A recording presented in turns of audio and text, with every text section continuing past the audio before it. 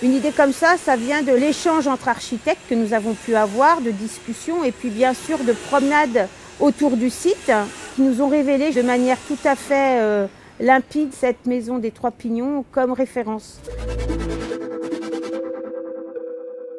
Il est important pour nous de retrouver le découpage des silhouettes au niveau du ciel, de retrouver cette élégance de dentelle que nous avons tout autour de nous et puis bien sûr le pignon bourguignon avec ses colombages.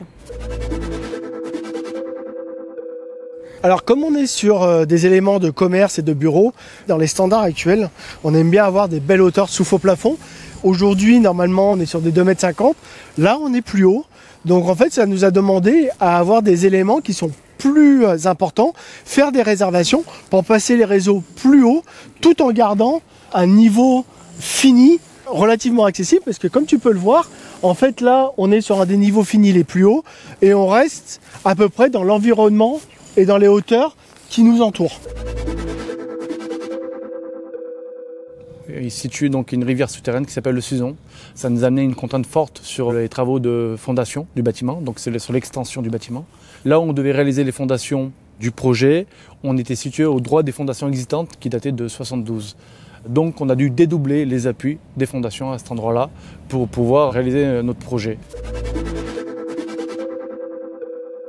Sur ce projet, une des particularités, c'est qu'on vient reconstruire sur de l'existant. On est parti de plans architectes qui se basent sur du théorique, sur les plans d'il y a 50 ans. Et ensuite, pour faire face à cela, on a fait le choix de faire un scan 3D, donc qui permet de justement relever l'ensemble de la géométrie de l'ouvrage qui a été terminé d'être démoli.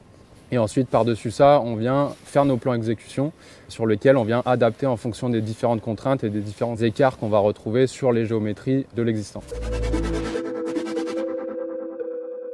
La vraie difficulté, c'est justement ces contraintes géométriques qu'on évoquait. Ce qui est hyper intéressant, c'est justement d'aller chercher des solutions avec le BE structure et avec le charpentier métal pour trouver des optimisations et trouver des solutions qui permettent une pose en sécurité et une pose aussi qui permettent techniquement de faire un ouvrage qui fonctionne. Alors je rappelle les enjeux. On est sur un bâtiment structurellement existant, avec des descentes de charge qui sont limitées. Et donc, pour répondre à un nouveau bâtiment qui est plus haut que l'ancien, on est venu sur des éléments structurels de charpente métallique. C'est généralement les pignons, où on aura un effet de mur rideau pour venir rajouter de la légèreté dans le bâtiment. Alors, pourquoi on est parti sur de la charpente métallique? C'est qu'en fait, pour répondre à un besoin structurel avec des descentes de charge limitées, c'était la meilleure conception.